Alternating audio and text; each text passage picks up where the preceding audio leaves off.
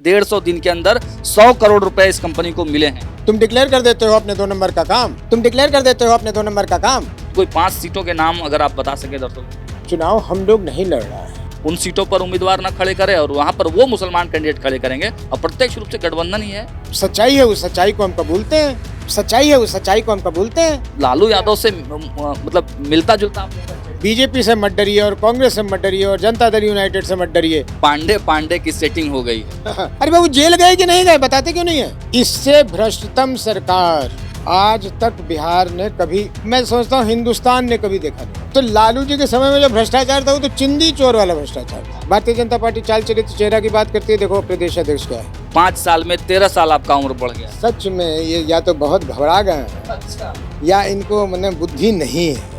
अगर लालू जी ने कोई अतीत में अच्छी बात की होगी। 150 दिन के अंदर 100 करोड़ रुपए आपके बेटे की कंपनी को दिया गया है। उनको समझ नहीं आएगा कि नवंबर में हुआ क्या। पनोरमा ग्रुप, जो सोचता है वो करता है। नमस्कार, मैं हूं सागर, न्यूज हाट देख रहे हैं आप। देखिए, बिहार की राजनीति में एक नाम की चर्चा इन दिनों खूब हो रही है और वो नाम है प्रशांत किशोर।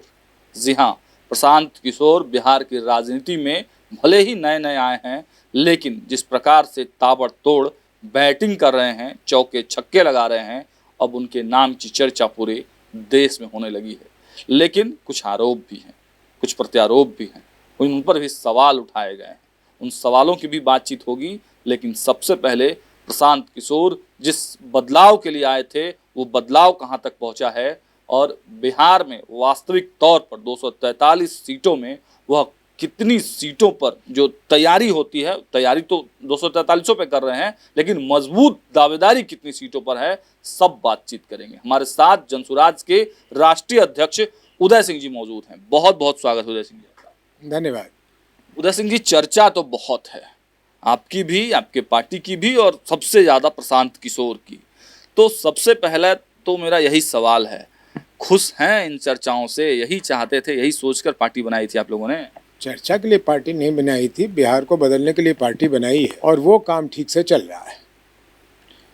243 सीटों पर तैयारी कैसी? 243 सीटों पे तैयारी अच्छी है। मैं सुन रहा था आप जो इंट्रोडक्शन दे रहे थे कि कितनी सीटों पे तैयारी है। देखिए, अन्य दलों में और हमारे में एक अंतर है। ये चुनाव हम लोग नहीं लड़ रहा है, हम लोग एक माध्यम है, एक प्लेटफॉर्म है। ये चुनाव तो बिहार की जनता लड़ रही है। अच्छा, तो इसलिए हमें तो कोई मतलब विशेष तैयारी तो होगी ही भाई। उम्मीदवार दिए जाएंगे, उम्मीदवार के लिए कोई व्यवस्था होगी तो वो की जाएगी। लेकिन जिसको कहते हैं चुनाव लड़ना और बतलाना कि हमें वोट क्यों दो, हमें उसकी आवश्यकता बहुत कम है। क्योंकि बिहार के लोगों को हम लोगों ने 3.5 वर्ष में प्रशांत जी की जो अथक प्रयास रही है और सब लोगों का पार्टी में जो योगदान उसमें रहा है, ये बात लोगों तक पहुंच गई है। तो अब चुनाव के दिन 2 ही तरह के लोग मिलेंगे आपको। वो जो बिहार में एक अच्छी व्यवस्था चाहते हैं, एक बदलाव चाहते हैं, और वो कम मात्रा में लोग जो यथास्थिति को आगे लेकर बढ़ना चाहते हैं। इसलिए हम चुनाव नहीं लड़ रहे हैं, चुनाव तो बिहार की जनता लड़ रही है। और जहाँ तक रहेगी बात खुश और नहीं खुश होने की, मुझे ये विश्वास है कि बिहार की जनता अपने लिए एक अच्छे रास्ते को चुनेगी और जो व्यवस्था परिवर्तन की बात हो रही है उसको वो साकार करेगी। उदय सिंह जी, लगातार आप लोग कहते हैं, प्रशांत जी कह रहे हैं कि हम 243 सीटों पर चुनाव लड़ रहे हैं। बिहार में कोई ऐसी पार्टी फिलहाल नहीं दिख रही है, एक बसपा को छोड़ दिया जाए तो, कि 243 सीटों पर तैयारी कर रही है, लेकिन सबके कुछ न कुछ आधार हैं। आप लोगों ने क्या असेसमेंट किया है अभी तक की तैयारियों को लेकर? कोई 5 ऐसे सीट हैं जिसका नाम आप बता सकते हैं जहां पर एकदम कॉन्फिडेंट हो? 243 तो कोई नहीं जीतेगा, 243 पर तैयारी करें, लेकिन हाँ, हर पार्टी के अपने अपने कुछ सीटिंग्स होता है, कंफर्म होता है कि ये सीट पक्का हम निकालने वाले हैं। तो कोई 5 सीटों के नाम अगर आप बता सके दर्शकों को। हम लोगों ने ऐसा कोई आकलन नहीं किया है, न करने की आवश्यकता है, क्योंकि करने बैठेंगे तो खुद हंसने लगेंगे कि भाई ये 5 सीट गिन रहे हैं या 50 सीट गिन रहे हैं या 70 सीट गिन रहे हैं। क्योंकि जैसा मैंने आपको कहा, ये चुनाव हम नहीं लड़ रहे हैं, चुनाव बिहार की जनता लड़ रही है। और आपने कहा 243 तो कोई नहीं जीत सकती, भाई ये मैथमेटिकल इम्पॉसिबिलिटी नहीं है।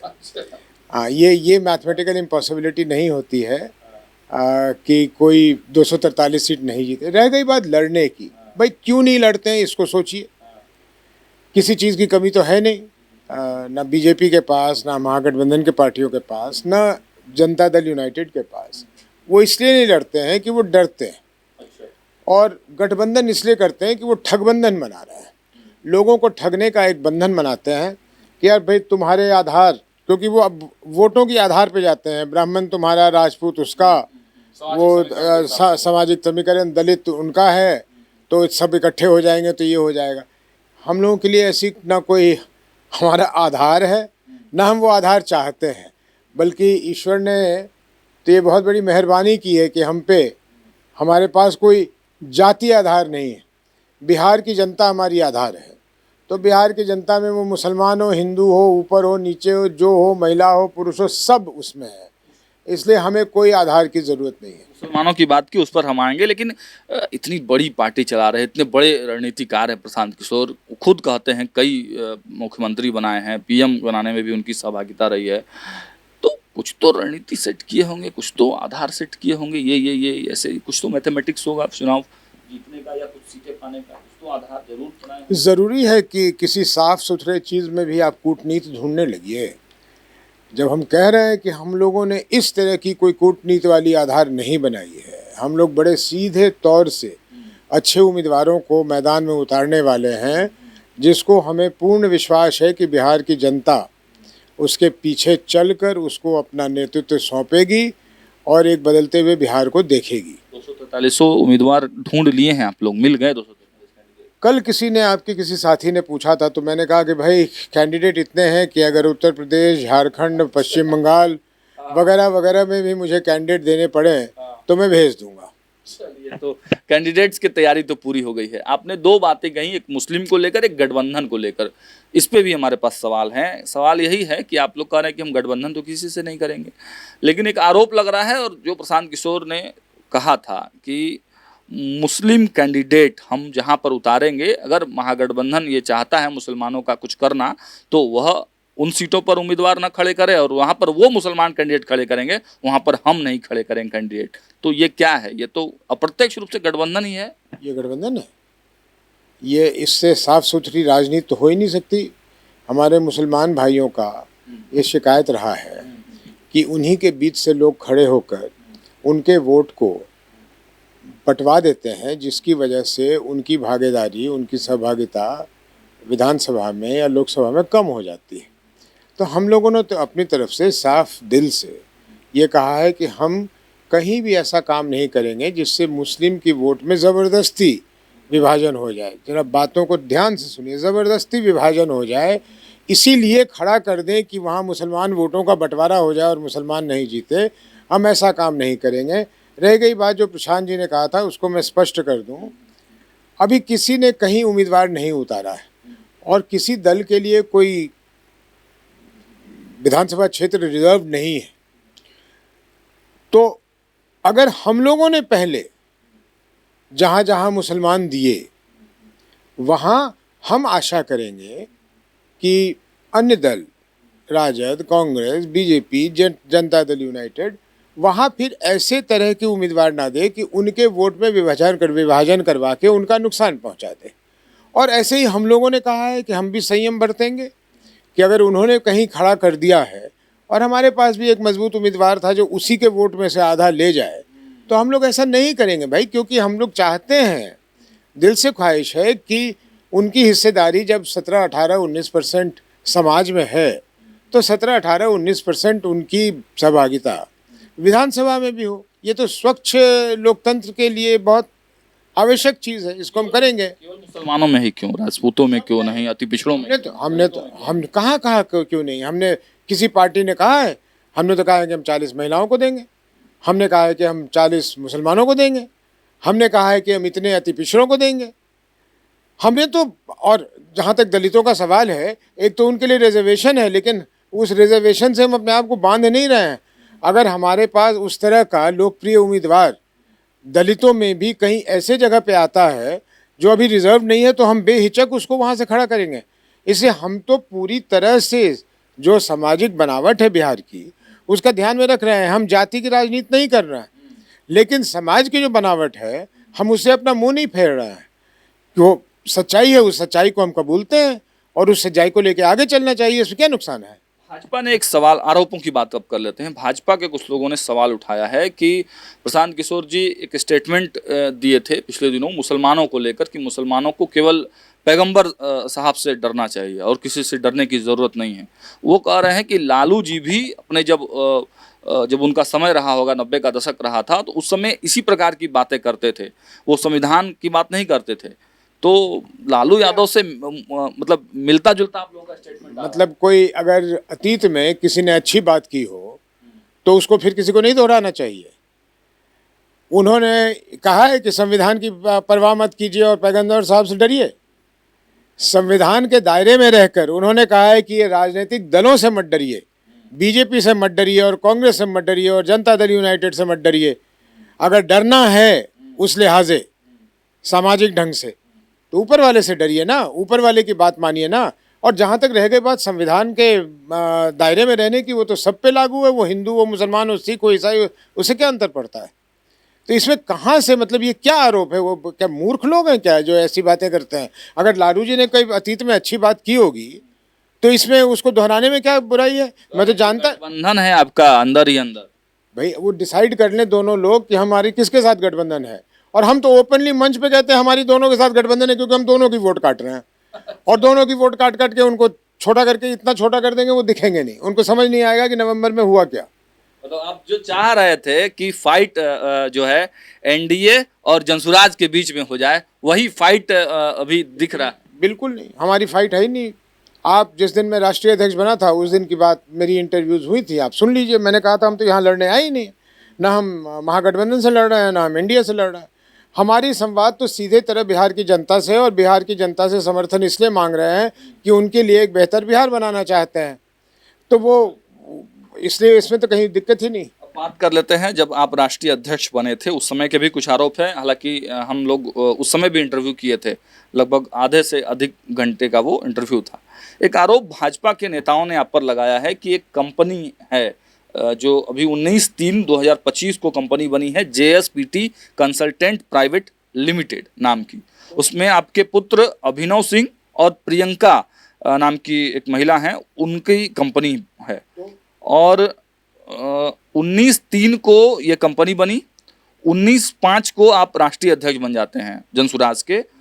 और जून महीने में उस कंपनी को नवयोगा नाम की कंपनी, जो कि प्रशांत जी को फंडिंग करती है, वो 11 करोड़ 80 लाख रुपए जून महीने में, 26 करोड़ 50 लाख रुपए जुलाई महीने में और 47 करोड़ रुपए अगस्त महीने में, मतलब 150 दिन के अंदर 100 करोड़ रुपए आपके बेटे की कंपनी को दिया गया है। और ये प्रियंका कुमारी के बारे में भी कहा जा रहा है कि ये प्रशांत किशोर से रिलेटेड। तो पहले जिन मूर्खों ने ये लगाया है आरोप, उनको कहिए कि पहले पढ़ें कि कंपनी क्या होती है। और बेटे की कंपनी और बेटी की कंपनी कहना बहुत आसान है। जब एक कंपनी बनती है तो उसके कुछ निर्देशक बनते हैं। तो निदेशक जो बनते हैं प्राइवेट लिमिटेड कंपनी में कम से कम 2 निदेशक होने चाहिए।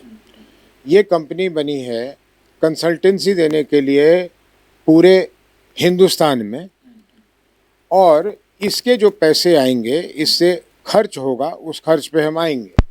लेकिन अब ये प्रश्न आज की तारीख में, कल की तारीख में ये प्रासंगिक था, आज की तारीख में इसलिए प्रासंगिक नहीं है कि कल आप ज़रूर होंगे उस प्रेस कॉन्फ्रेंस में जिसमें प्रशांत जी ने इसी नवयुग को या नवयुवक जो भी उसका नाम है, नवयोगा को लेकर अपनी पूरी स्पष्टीकरण दे दी है जिसकी आवश्यकता नहीं थी।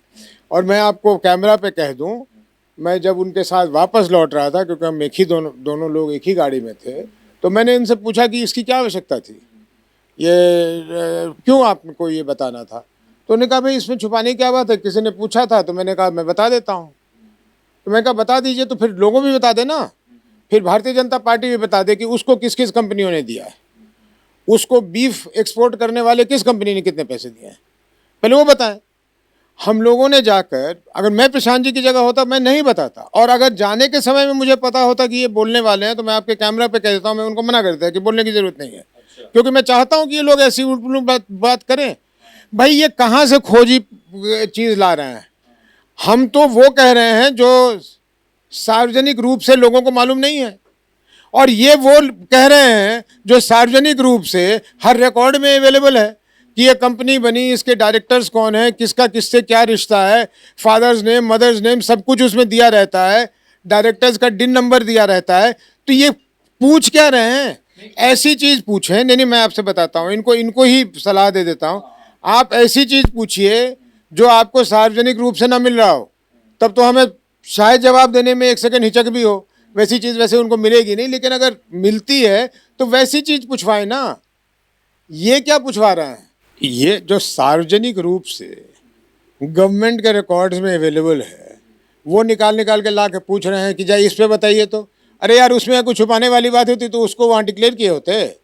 तुम डिक्लेयर कर देते हो अपने 2 नंबर का काम। तुम्हारा तो हम 2 नंबर का ढूंढ के दे रहे हैं ना तुमको, कि ये तुम जमीन कहाँ से खरीदा, ये तुम फलाने चीज कहाँ से किया। वैसी कोई चीज कहिए ना करने के लिए, ये क्या अपना समय बर्बाद करना। और वैसी चीज ढूंढेंगे उनको मिलेगा ही नहीं। कभी पूछ लेते हैं मेरा वैन कहाँ है, वो किसका वैन है, वो फलाना किसका। अरे भाई, तो सार्वजनिक चीज है। पार्टी कब बन गई? अरे पार्टी कब बन गई? तो इलेक्शन कमीशन के रिकॉर्ड में पार्टी कब बन गई। कंपनी कब बन गई? अरे कंपनी तो रजिस्ट्रार ऑफ कंपनीज के यहाँ लिखा हुआ है कि कब बनी कंपनी, कौन है उसमें डायरेक्टर, कितनी उसमें पैसे आए, कहाँ से। और फिर हमारे जैसे प्रशांत किशोर जी, जो किसी बात को, उनको बातें चुभ जाती हैं तो स्पष्टीकरण देने लगते हैं। कल उनको बोलने की मैं समझता हूँ बिल्कुल आवश्यकता मुझे नहीं थी। मुझे भाई 243 करोड़ आए या 1200 करोड़ रुपए आए, उस व्यक्ति को आए, व्यक्ति ने डिक्लेयर किया, व्यक्ति ने जीएसटी दिया, व्यक्ति ने इनकम टैक्स दिया। तुम बताओ भाई, भारतीय जनता पार्टी और जनता दल यूनाइटेड वालों, तुम्हारे पैसे कहाँ से आए? हम बता देते हैं कि बीफ का निर्यात करने वाले लोगों ने इनको पैसा दिया है। सारी जगह घूमते रहते हैं, गौ हमारी माताएं करते रहते हैं, और बीफ के निर्यात करने वाले कंपनी से पैसे लेते हैं। तो ये अपनी जवाब देना, ये स्पष्टीकरण देना। जन सुराज के पीछे कहाँ लग गई ये? सवाल तो है ना कि 150 दिन के अंदर बनी कंपनी। 100 कुछ करोड़ का पूछ रहे हैं, वो 243 करोड़ का दे रहे हैं पिछले 2 साल का। वो तो उनका प्रशांत किशोर का था ना। ये भी तो वही है। ये जेएसपीटी आपके लड़के जेएसपीटी में वही पैसे आए। कल प्रशांत जी की बात आपने ध्यान से सुनी नहीं?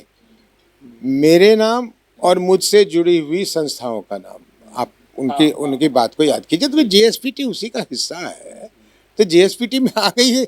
मैंने क्या प्रश्न है, तो मैं प्रश्न ही समझ आता। प्रियंका कुमारी कौन, प्रशांत किशोर की? अब प्रियंका कुमारी कौन है ये क्यों बताऊं मैं? उनको कहिए वो पता करें कि प्रियंका कुमारी कौन है। उनको पता लग गया कि अभिनव सिंह मेरे पुत्र हैं, क्योंकि वहां लिखा होगा सन ऑफ श्री उदय सिंह, तो इनको पता लग गया। तो वैसे ही प्रियंका कुमारी जी का लिखा होगा, पढ़ लें किसका है, मैं क्यों बताने जाऊं उनको। आप पता कीजिए भाजपा वालों। लेकिन सवाल सर मेरा अभी भी ये है कि आखिर ऐसा कौन सा काम कर रही है कंपनी कि 150 दिन के अंदर 100 करोड़ रुपए इस कंपनी को मिले हैं? अब ऐसा काम कौन सा कर रही है कंपनी, अगर आपको हम ये बता दें तो आप जाके बनाने लगिएगा ना 100 करोड़, तो हम तो भूखे मर जाएंगे रोड पे। तो हम बता दें कि हम क्या करते हैं जिससे हमको 100 करोड़ मिलता है। और कल प्रशांत जी ने ये भी कह दिया कि जब हम इनकम टैक्स में ये पैसे दिखलाते हैं तो ये इनकम टैक्स को अधिकार है कि वो पूछे कि भाई ये 100 करोड़ कहाँ से आए और किस चीज़ के लिए आए, है ना। तो फिर अगर हम कहें कि भाई हम कुआं खोद रहे थे उसमें हमको मिल गया, तो हमको हाजत में बंद कर देगी। तो इसलिए ये तो इनकम टैक्स का ना काम है पूछना। तो आप कहे लगे पूछ रहे हैं, आप कहे जान दे रहे हैं, और आप कोई ऐसी चीज़ लाइए जो हम डिक्लेयर ना कर रहे हो किसी सरकार पर। हाँ, किसी सरकारी कागज में ना मिले आपको। सरकारी कागज से ले आते हो ये वैन उदय सिंह की है, ये वैन उदय सिंह की कंपनी की है, ये कंपनी उदय सिंह के बेटे में इसमें डायरेक्टर है। अरे क्या यार, अपना समय बर्बाद कर रहे हो, बिहार के लोगों का समय बर्बाद कर रहे हो। सम्राट जी पर जो सवाल उठाए जा रहे हैं या अशोक चौधरी पर, वो भी तो डॉक्यूमेंट में लिखे। डॉक्यूमेंट कहाँ, उन्होंने सार्वजनिक नहीं किया, उसको कर देना। जब हम कल मैं चुनाव लड़ूंगा या मेरे लड़के चुनाव लड़ेंगे और ये डायरेक्टर है इसको छुपा लेंगे, ये पैसे आए उनको छुपा लेंगे, उसकी प्रॉफिट एंड लॉस अकाउंट छुपा लेंगे, तो ये कहने वाले बन सकते हैं कि भाई ये तो इसको सार्वजनिक करना चाहिए था। आप मर्डर केस में अगर अभियुक्त रहे हैं तो आपको ये बतलाना चाहिए था लोगों को, तो फिर जनता चुनती कि आपको बनाना है या नहीं बनाना है। ठीक है, एक सवाल और भाजपा के लोग उठा रहे हैं, वह भी पूछ ही लेते हैं। जरूर, सब कुछ जी, वह आपके एज वाले फैक्टर को उठा रहे हैं कि आपके 2 चुनावी हलफनामे में 2 तरह के एज दिए गए हैं। 5 साल में 13 साल आपका उम्र बढ़ गया है। ये भाई, ये मुझे लगता है सच में ये या तो बहुत घबरा गए हैं अच्छा। या इनको मतलब बुद्धि नहीं है। हम लोग जब वोटर लिस्ट में नाम डलवाते हैं तो अपना डिटेल भर के दे देते हैं, और ये सारी दुनिया को मालूम है, पूरे हिंदुस्तान को मालूम है कि इलेक्शन कमीशन उसमें जल्दबाजी में हो या केयरलेसनेस से हो, जो मन में आता है भरती है। तो जिस समय में आप चुनाव लड़ने के लिए अपना इलेक्शन फॉर्म भरिएगा, उस समय आपको अपने वोटर लिस्ट का जो नाम है उसकी प्रति देनी होती है, उसकी छाया देनी होती है, और वही लिखना होता है जो इलेक्शन कमीशन के वोटर लिस्ट में। मान लीजिए मैं चुनाव लड़ने गया और मेरी उम्र 2004 में दी थी, मैं 44 साल का हूँ। अगर मैं उसको 45 कर देता, अगर मैं उसको 60 कर देता, अगर मैं उसको 53 कर देता, जो भी मान लीजिए एक्चुअल था, तो मेरा वो नॉमिनेशन पेपर रद्द हो जाता। ठीक है। और उतना ही नहीं, कोई शुद्धि करने के लिए नॉमिनेशन फॉर्म में कोई एनेक्शर लगाने के लिए जगह भी नहीं होती। ठीक। तो मेरा उम्र क्या है वो एक ही चीज़ से डिटरमिन हो सकता है कि मैंने जहाँ भी अपना जन्म तिथि दिया है, जो है रिकॉर्ड पे कह रहा हूँ 9 नवंबर 1952, जहाँ भी दूंगा वो 9 नवंबर 1952 होगा। अब आपके ऊपर है, आप उसको गिनिए 65, आप उसको गिन लीजिए 85, आप उसको गिन लीजिए 84, आपको जो मन में आए गिन लीजिए, लेकिन मेरी जन्म की तिथि चेंज नहीं होगी। अब सम्राट चौधरी से अगर ये जोड़ना चाहते हैं तो हाँ, तो मैं सम्राट चौधरी जोड़ना चाहता हूँ। मैं बता रहा हूँ, सम्राट चौधरी जी जब गिरफ्तार हो गए उस हत्याकांड में, जो बहुत चर्चित नरसंहार था, कोई मामूली चीज़ नहीं थी वो, तो उस समय में इन्होंने एक एडमिट कार्ड पेश किया सुप्रीम कोर्ट में अपने उम्र को प्रूव करने के लिए कि मैं उस कांड के समय मैं नाबालिग था, मैं 15 वर्ष का था, और उस आधार पर इनको जेल से छोड़ दिया गया। उसके बाद इन्होंने हर जगह जो अपनी उम्र दी है या इन्होंने जो शैक्षणिक डिग्रियां प्राप्त की हैं, जो भी किया है, उसमें जहां देखिएगा वहीं आपको मिल जाएगा कि इन्होंने जानबूझकर उस समय में अपना उम्र को कम किया था। तो मेरे इस 44 साल और 56 साल और 14 साल को जो ये गिन रहे हैं, तो ये लोग अनुभवी हैं, ये लोग जानते हैं, लेकिन एक कंट्रोवर्सी क्रिएट करना चाहते हैं कि उनका भी गलत है। भाई अगर ऐसे गिनने लगोगे तो हर व्यक्ति जो हिंदुस्तान में लड़ा है तकरीबन सबका ही गलत होगा, क्योंकि वोटर लिस्ट में जब वो प्रिंट होता है, जैसे आज निकलने वाला है, उसमें आप देखिएगा कि लोगों के अजीब तरह से उम्र दिए होंगे। समय हो जाके उसको ठीक करवाइए, समय नहीं हो, चुनाव लड़ने जा रहे हैं तो उसको ठीक करवाइएगा कि अपना नॉमिनेशन फॉर्म भरिएगा। तो जो नॉमिनेशन फॉर्म में है वो है, लेकिन क्या मैंने जन्म की तिथि को भी बदला है बार बार? कभी कहा है कि मैं 1952 का हूँ, कभी कहा है कि मैं 1963 का हूँ, कभी कहा है कि 1981 का हूँ। तो ये क्या चार्ज है भाई? सोच के बोला करो ना, मज़ा भी आए जवाब देने में। जवाब देने में तब फायदा होता है जब जवाब देने वाला थोड़ी देर के लिए उसको सोचना पड़े कि क्या जवाब दूँ, तब तो मज़ा भी आए। ये क्या चीज़ें पूछ रहे हैं? मतलब मन बना लिए हैं आप लोग, सबका कच्चा चिट्ठा जारी करते रहे। कच्चा चिट्ठा भी कहाँ जारी किए हैं? कच्चा चिट्ठा जारी करने लगेंगे तो अच्छा, अभी और बाकी है। हाहाकार मच जाएगा। कह तो रहा हूँ हाहाकार मच जाएगा। आप लोगों ने तो हाहाकार मचा दिया। मैं कहा हाहाकार मचाना होगा तो ऐसा हाहाकार मचा देंगे कि हम लोग खुद डरते हैं अच्छा कि इतना हाहाकार मच जाएगा। भाई बिहार की व्यवस्था ठप हो जाएगी। अगर सबके बारे में जो जानकारी है वो दे दें तो व्यवस्था ठप हो जाएगी। इससे भ्रष्टतम सरकार आज तक बिहार ने कभी, मैं समझता हूँ हिंदुस्तान ने कभी देखा नहीं होगा। ज्यादा बड़ा लालू जी कहाँ से भ्रष्ट है? लालू जी को तो मैं, माफ़ कीजिएगा, उसको वो अन्यथा ना ले लें लोग सुनने वाले, लेकिन कहा जाता है जो बम्बई में कपड़ा होता है ना, तो कपड़े के व्यापार में भी थोड़ा बहुत चोरी होता है, तो जब बहुत थोड़ा बहुत चोरी करता है उसको लोग चिंदी चोर कहता है। तो लालू जी के समय में जो भ्रष्टाचार था वो तो चिंदी चोर वाला भ्रष्टाचार था। लालू जी के समय में तो दूसरी चीज़ के लिए वो जाने या नहीं जाते हैं कि भाई अपहरण तो फलाना तो ढिमकाना, जो चीज़ें होती थी। भाई चोरी का सवाल, चोरी की व्यापकता कोई तुलना ही नहीं है। अंतिम के 2-3 सवाल मेरे पास हैं। हाँ जल्दी, बस 2-3 सवाल अंतिम के हैं। आप लोग कह रहे हैं कि प्रशांत जी भी लगातार ये बातें कहते हैं कि जो मेरे ऊपर सवाल उठाएगा उसी पर, जैसे कि पिछले बार भी उन्होंने प्रेस कॉन्फ्रेंस में कहा कि जल्दी से जल्दी 7 दिन के अंदर अगर मेरे पर वापस नहीं ले लेते हैं तो फिर 500 करोड़ का और हम उजागर करेंगे। तो मतलब ये बदले वाली भावना है, मतलब आप लोग तो बदलाव करने के लिए आए हुए थे, ये बदले की भावना कैसे?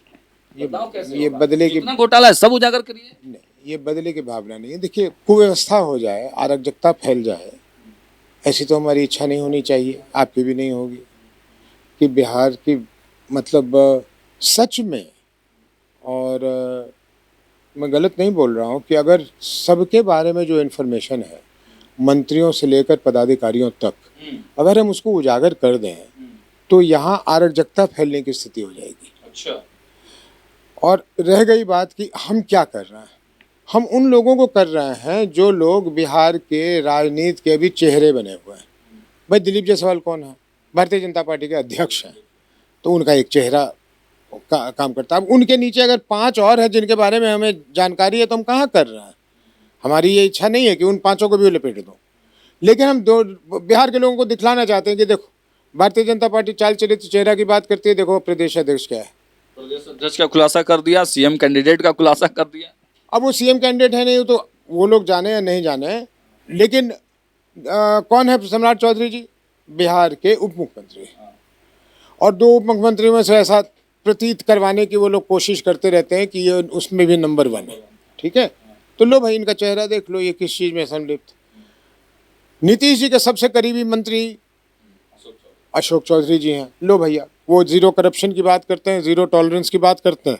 ये लो टॉलरेंस अभी टॉलरेट कर रहे हैं कि नहीं कर रहे हैं, और आज तक ही कर रहे हैं? बताइए। और एक सवाल बस अंतिम में मेरा ये बचा हुआ है कि अब आगे क्या, अब कब तक ये सिलसिला चलेगा, ये जो दौर है थमेगा आगे? आप लोग चुनाव में कूदेंगे? देखिए, पहली बात तो जो मुद्दे हम उठा चुके हैं, जिनके बारे में बोल चुके हैं, उनसे जवाब अपेक्षित है, उनको देना चाहिए। हमें क्या जवाब देंगे, बिहार की जनता को जवाब दे देना। जवाब दिया, संतुष्ट नहीं है। वो कह रहे हैं कि वो राकेश सम्राट चौधरी ने जवाब दिया। किस चीज़ के बारे में? वो कह रहे हैं कि जो राकेश की चर्चा कर रहे हैं वो तो आइसक्रीम बेचने वाला। भैया छोड़िए ना, आइसक्रीम बेचने वाले को छोड़ दीजिए ना, उसको हम लोग दिखवा लेते हैं। लेकिन जो मुख्य मुद्दा है उन पे वो बताए ना, कि 6 लोगों की जो हत्या हुई वो भी कुशवाहा समाज के लोगों की हत्या हुई। उसी के बारे में बोल रहे थे क्या कि वो उसमें जो राकेश कुमार की चर्चा है उस केस में वो दूसरे केस की बात कर रहे हैं। वो बात, अरे भाई वो जेल गए कि नहीं गए, बताते क्यों नहीं है? अगर ये जेल नहीं गए हैं, वो आइसक्रीम वाला जेल गया है, तो हम लोग कह देंगे कि हमसे गलती हो गई। जेल गए ये तो आइसक्रीम वाले ने कैसे कर दिया? वो जो महिला वाली केस है उसमें ये कह रहे हैं कि वो जिस राकेश का नाम आ रहा है सीबीआई में, वो कोई मुजफ्फरपुर का, उसको हम लोग दिखवा रहे हैं। जो होगा वो बता देंगे, छुपाने की कोई बात नहीं। वो इसकी बात करें ना, जो 6 कुशवाहों का हत्या हुआ है उसका क्या कर रहे हैं? ये कुशवाहा के नेता हैं, तो बताएं तो सही, अपनी जाति के लोगों की हत्या में इनका क्या रोल था? मंगल पांडे पे चुप नजर आ रहे हैं। सोशल मीडिया में मीम्स चल रहा है कि पांडे की सेटिंग हो गई है। पांडे की सेटिंग नहीं होती है यहाँ, न सिंह की, न पांडे की, न सिन्हा की। यहाँ कोई सेटिंग वेटिंग किसी की नहीं होती है। मंगल पांडे जी पे समय आने पर जो ज़रूरत होगी वो और किया जाएगा। चलिए अंतिम सवाल, कितने सीट आने वाले चुनाव में उदय सिंह जी कितना ठोक के बोलते हैं कि इतना सीट तो जनसुराज को आएगा ही आएगा? 243 या 0, हम सब के लिए तैयार हैं। ये तो देखा, काफी मजेदार इंटरव्यू रहा। बहुत धन्यवाद सर। धन्यवाद। तो आपने सुना बेबाक अंदाज में, पिछले बार भी एक अच्छा खासा इंटरव्यू हुआ था सर का, और इस बार भी हमने सारे तीखे सवालों के साथ सवाल हमने पूछे, तीखे सवाल, और सबके बेबाक अंदाज में जवाब मिले हैं। लगातार बिहार की राजनीति से जुड़े हुए तमाम अपडेट्स आप तक पहुंचाते रहेंगे। देखते रहिए न्यूज़ 8। बहुत बहुत धन्यवाद।